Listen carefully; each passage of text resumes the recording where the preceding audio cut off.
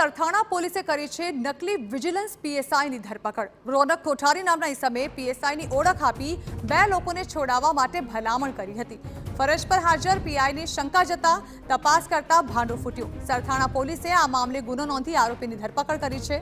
વરાછા તેમજ વિવિધ વિસ્તારો જે છે ત્યાં તે લોકોને મૂર્ખ બનાવવાનું કામ કરતો હતો। સરથાણા પોલીસે હાલ ગુનો નોંધી આરોપીની ધરપકડ કરતા વરાછા કાપોદ્રા અને સરથાણામાં પીએસઆઈ બની તે રોફ જમાવતો હોવાનું સામે આવ્યું છે।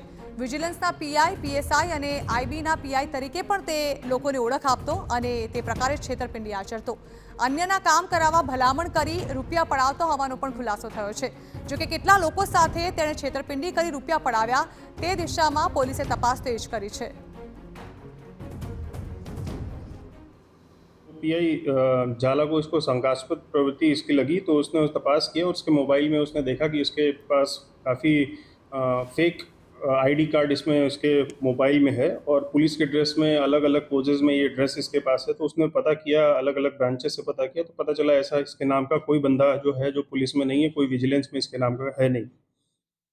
तो इसके लिए हमने उसके ऊपर केस रजिस्टर किया है और हमें अभी पता चला कि 2019 से ये काम कर रहा था और हमें 3-4 लोगों ने कांटेक्ट भी किया है और बताया कि इसने पैसे की उगरानी उनसे की है।